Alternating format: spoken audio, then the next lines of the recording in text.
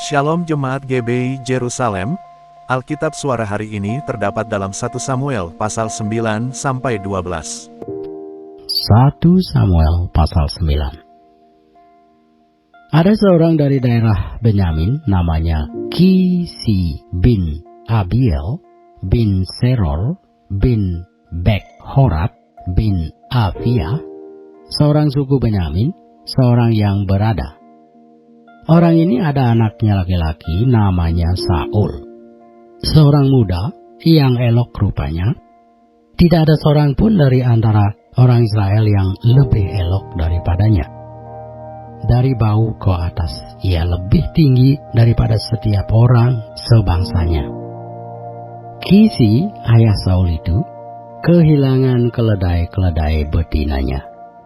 Sebab itu berkatalah Kisi kepada Saul, anaknya, "Ambillah salah seorang bujang, bersiaplah, dan pergilah mencari keledai-keledai itu."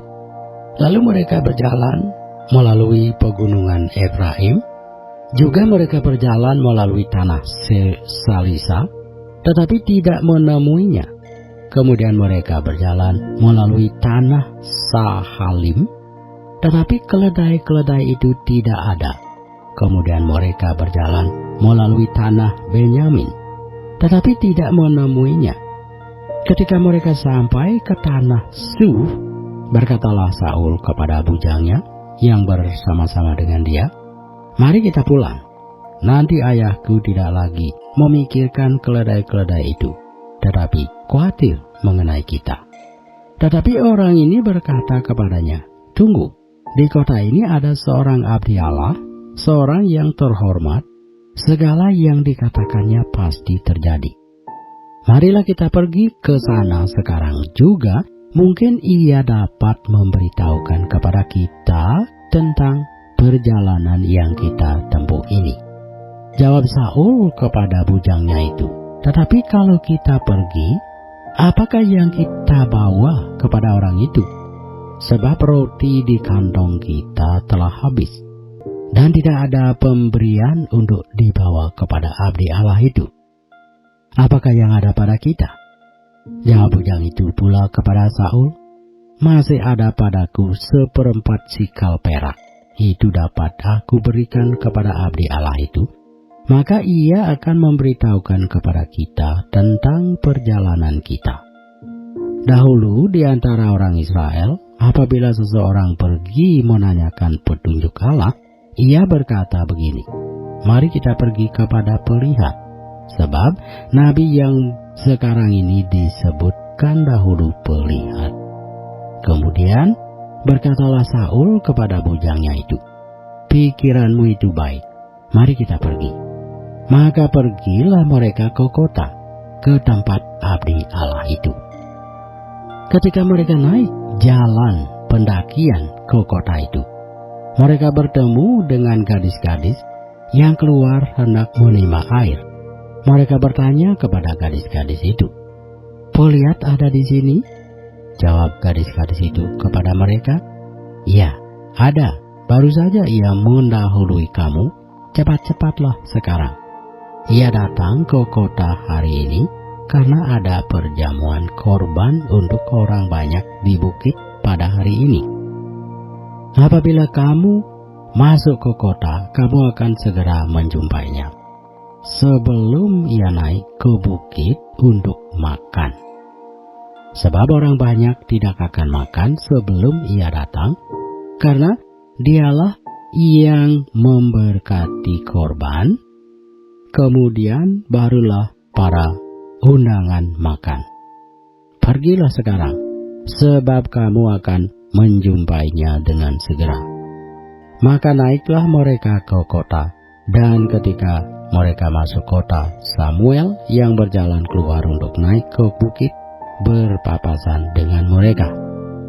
Tetapi Tuhan telah menyatakan kepada Samuel sehari sebelum kedatangan Saul demikian, "Besok kira-kira waktu ini aku akan menyuruh kepadamu seorang laki-laki dari tanah Benyamin. Engkau akan mengurapi dia menjadi raja atas umatku Israel, dan ia akan menyelamatkan umatku dari tangan orang Filistin.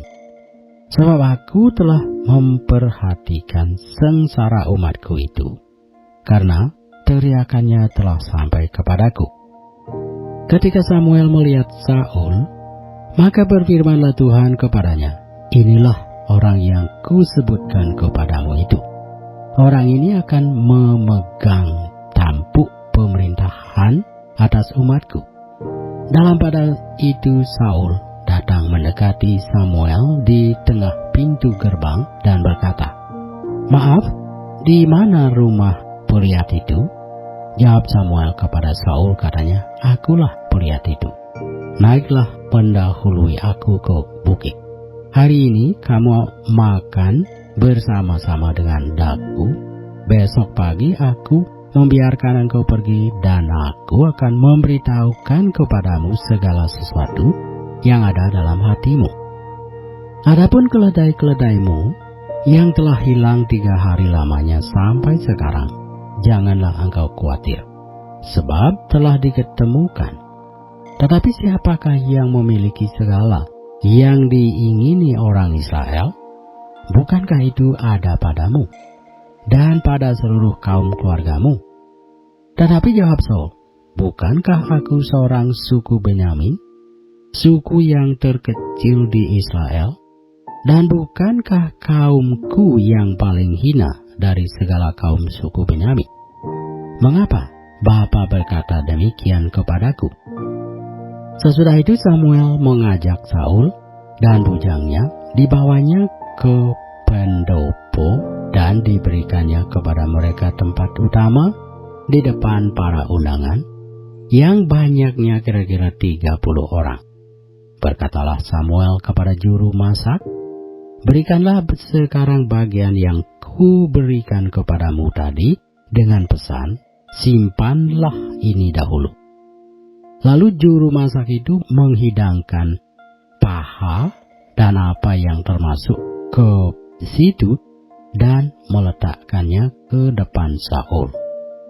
Dan Samuel berkata, "Lihat, yang tinggal ini diletakkan ke depanmu, makanlah, sebab telah disimpan bagimu untuk perayaan ini, ketika aku berkata aku telah mengundang orang banyak." Demikianlah pada hari itu Saul makan bersama-sama dengan Samuel. Sesudah itu turunlah mereka dari bukit ke kota, dan Samuel bercakap-cakap dengan Saul di atas sotok. Mereka bangun pagi-pagi, dan ketika fajar menyingsing, Samuel memanggil Saul yang ada di atas sotok itu, katanya, "Bangunlah, aku akan mengantarkan engkau." Lalu Saul bangun, dan mereka keduanya pergi keluar, yakni ia dan Samuel. Ketika mereka turun sampai ke ujung kota, berkatalah Samuel kepada Saul, "Katakanlah kepada bujang itu, supaya ia pergi mendahului kita, tetapi berhentilah engkau sebentar, maka aku akan memberitahukan kepadamu firman Allah."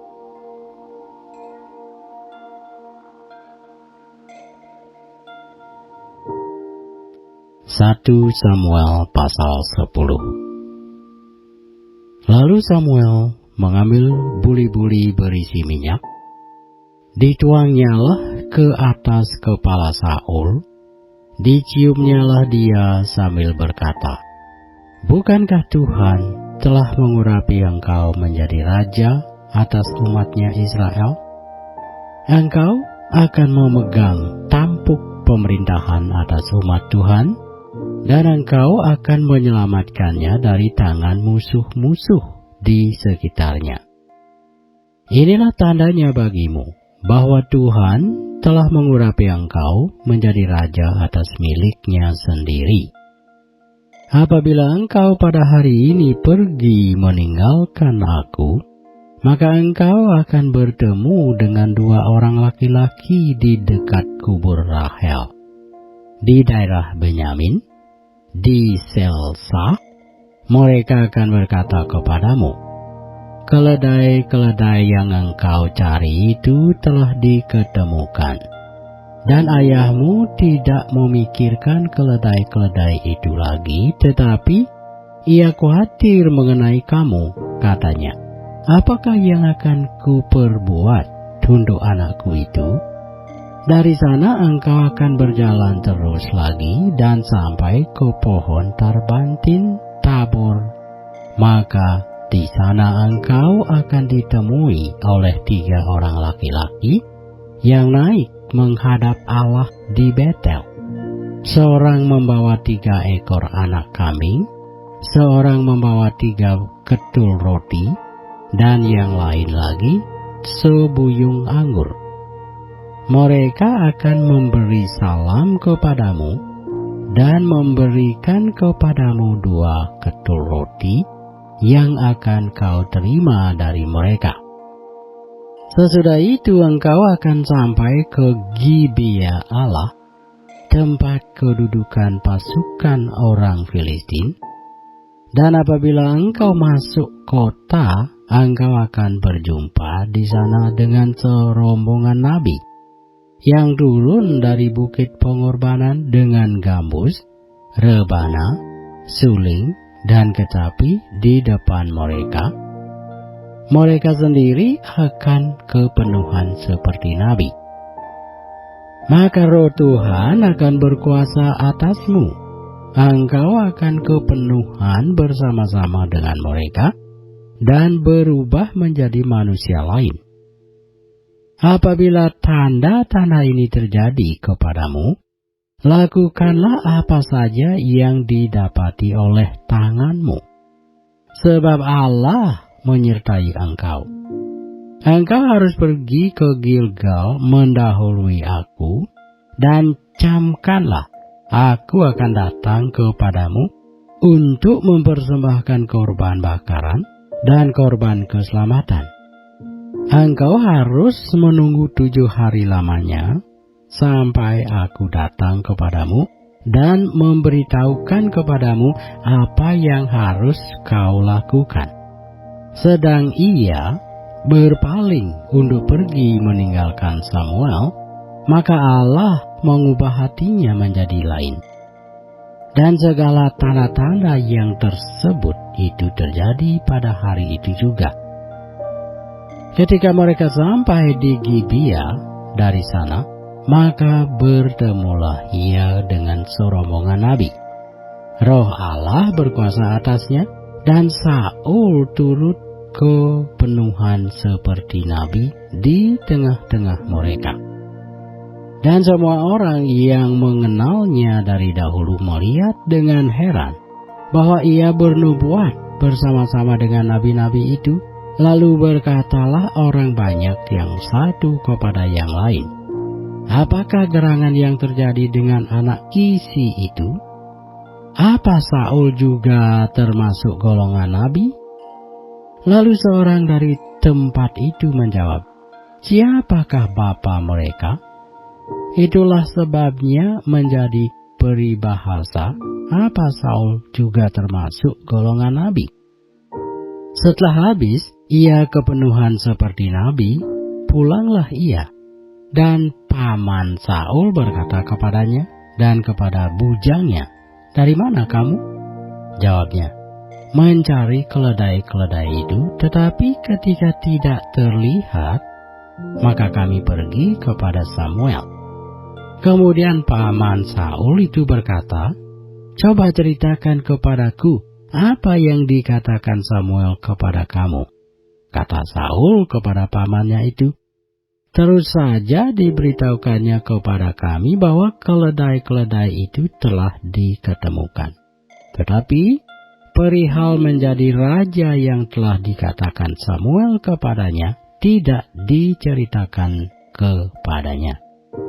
Kemudian Samuel mengerahkan bangsa itu ke hadapan Tuhan di Mispa, dan ia berkata kepada orang Israel itu, beginilah firman Tuhan Allah Israel, aku telah menuntun orang Israel keluar dari Mesir, dan telah melepaskan kamu dari tangan orang Mesir, dan dari tangan segala kerajaan yang menindas kamu. Tetapi sekarang kamu menolak Allahmu yang menyelamatkan kamu dari segala malapetaka dan kesusahanmu dengan berkata, "Tidak, angkatlah seorang raja atas kami." Maka sebab itu, berdirilah kamu di hadapan Tuhan, menurut sukumu dan menurut kaummu. Lalu Samuel menyuruh segala suku Israel tampil ke muka, maka didapati suku Benyamin. Sesudah itu, disuruhnyalah suku Benyamin tampil ke muka menurut kaum keluarganya. Maka didapati kaum keluarga Matri. Akhirnya disuruhnyalah kaum keluarga Matri tampil ke muka seorang demi seorang, maka didapati Saul bin Kisi. Tetapi ketika ia dicari, ia tidak diketemukan. Sebab itu ditanyakan pulalah kepada Tuhan, "Apa orang itu juga datang kemari?" Tuhan menjawab, "Sesungguhnya ia bersembunyi di antara barang-barang." Berlarilah orang ke sana dan mengambilnya dari sana, dan ketika ia berdiri di tengah-tengah orang-orang sebangsanya, ternyata ia dari bau ke atas lebih tinggi daripada setiap orang sebangsanya. Dan Samuel berkata kepada seluruh bangsa itu, "Kamu lihatkah orang yang dipilih Tuhan itu? Sebab tidak ada seorang pun yang sama seperti dia di antara seluruh bangsa itu." Lalu bersoraklah seluruh bangsa itu demikian, "Hidup raja." Kemudian Samuel menguraikan kepada bangsa itu tentang hak-hak kerajaan, menuliskannya pada suatu piagam dan meletakkannya di hadapan Tuhan. Sesudah itu Samuel menyuruh seluruh bangsa itu pulang, masing-masing ke rumahnya. Saul pun pulang ke rumahnya ke Gibea, dan bersama-sama dengan dia ikut pergi orang-orang gagah perkasa yang hatinya telah digerakkan Allah. Tetapi orang-orang dursila berkata, "Masakan orang ini dapat menyelamatkan kita?" Mereka menghina dia dan tidak membawa persembahan kepadanya, tetapi ia pura-pura tuli.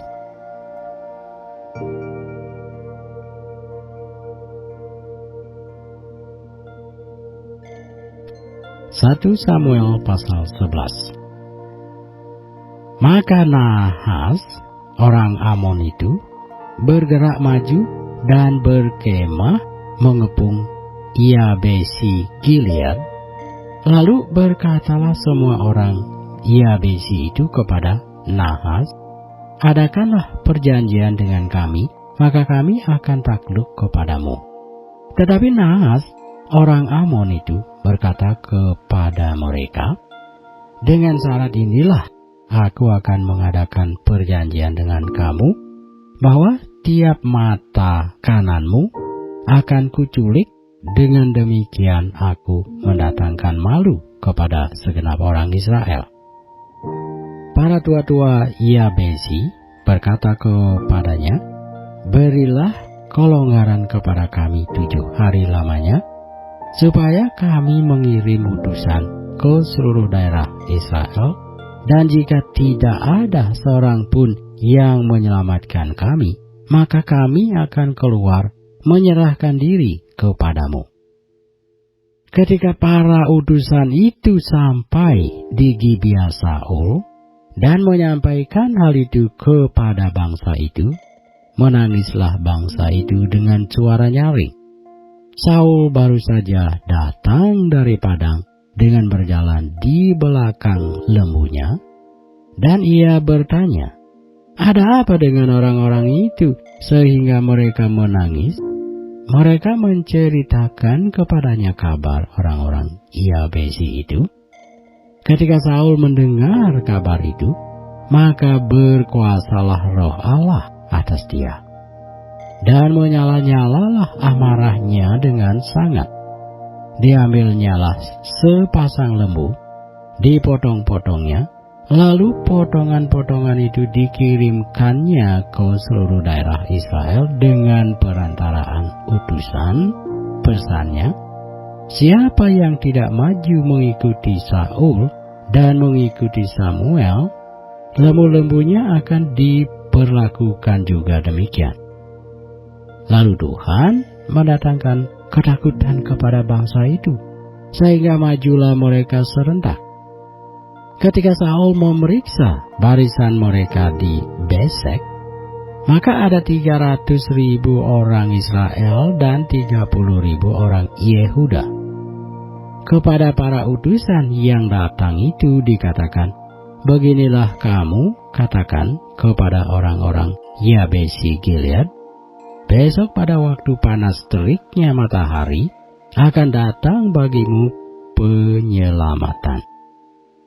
Ketika para utusan kembali dan memberitahukan hal itu kepada orang-orang Yabesi, bersukacitalah mereka. Lalu orang-orang Yabesi itu berkata kepada Nahas, besok kami akan keluar menyerahkan diri kepadamu.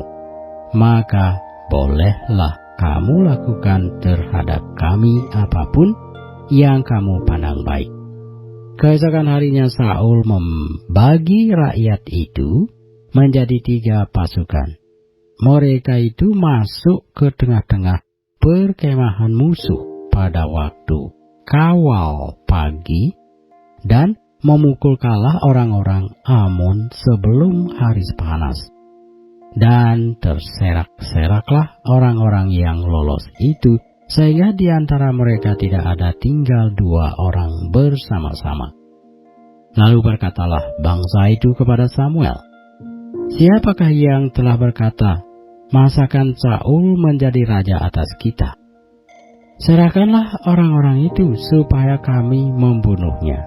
Tetapi kata Saul, pada hari ini seorang pun tidak boleh dibunuh, sebab pada hari ini Tuhan telah mewujudkan keselamatan kepada Israel. Dan Samuel berkata kepada bangsa ini, marilah kita pergi ke Gilgal dan membaharui jabatan raja di sana. Lalu pergilah seluruh bangsa itu ke Gilgal dan menjadikan Saul raja di sana di hadapan Tuhan di Gilgal, dan mereka mempersembahkan di sana korban keselamatan di hadapan Tuhan, dan bersukarialah di sana Saul dan semua orang Israel dengan sangat.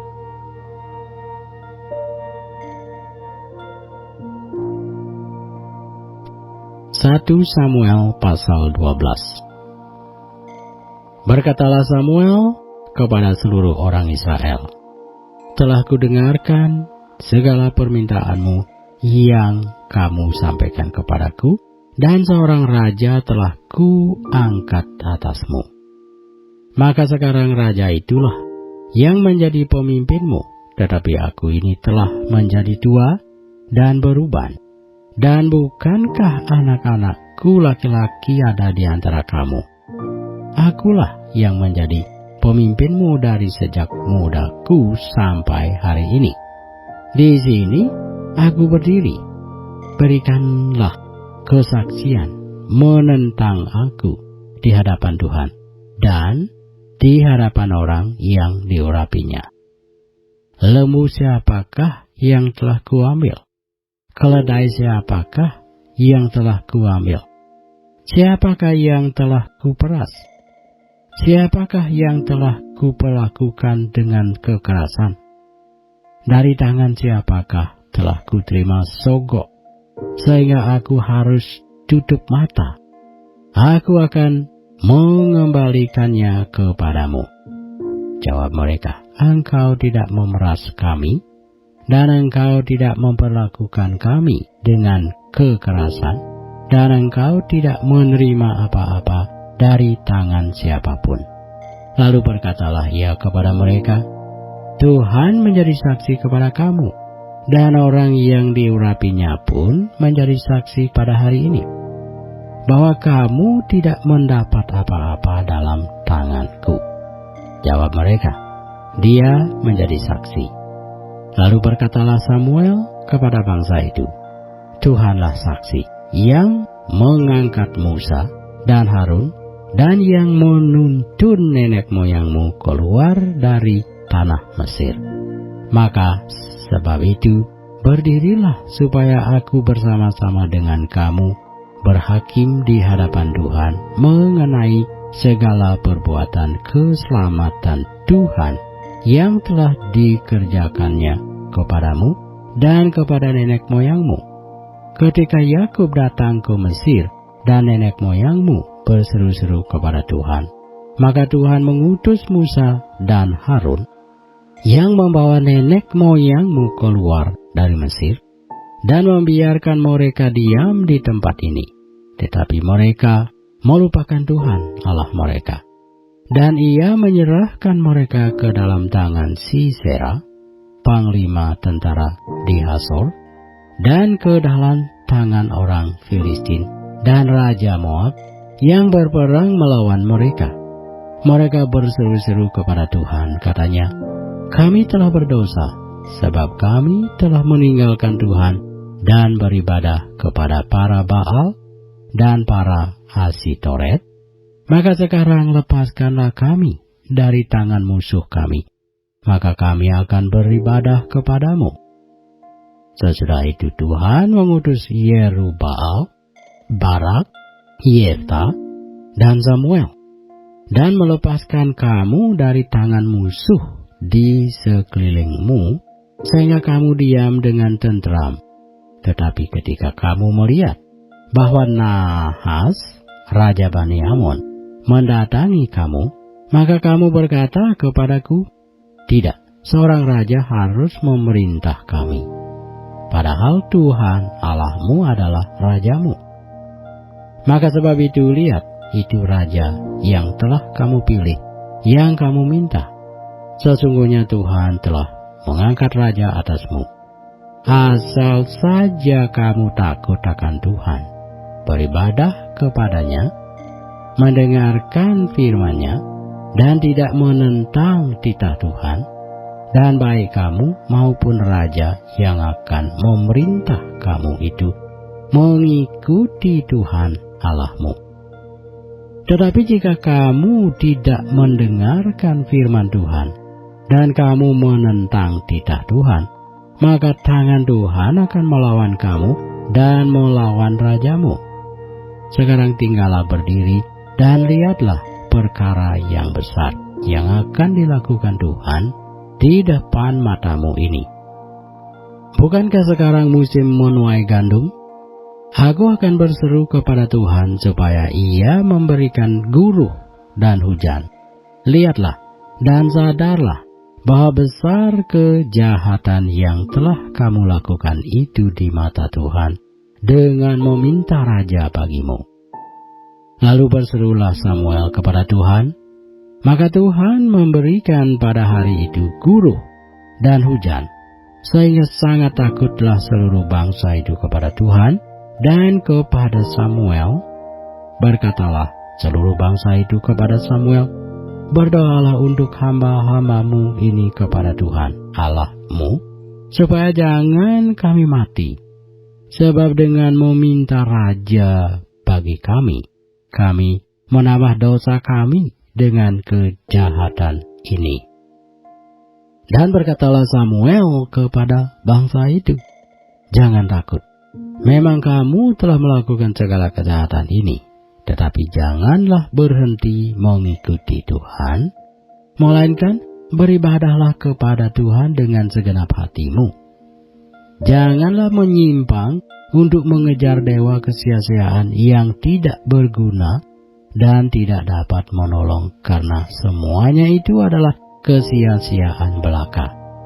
Sebab Tuhan tidak akan membuang umat-Nya, sebab namanya yang besar. Bukankah Tuhan telah berkenan untuk membuat kamu menjadi umat-Nya? Mengenai aku, jauhlah daripadaku untuk berdosa kepada Tuhan dengan berhenti mendoakan kamu. Aku akan mengajarkan kepadamu jalan yang baik dan lurus. Hanya takutlah akan Tuhan, dan setialah beribadah kepadanya dengan segenap hatimu. Sebab ketahuilah betapa besarnya hal-hal yang dilakukannya di antara kamu.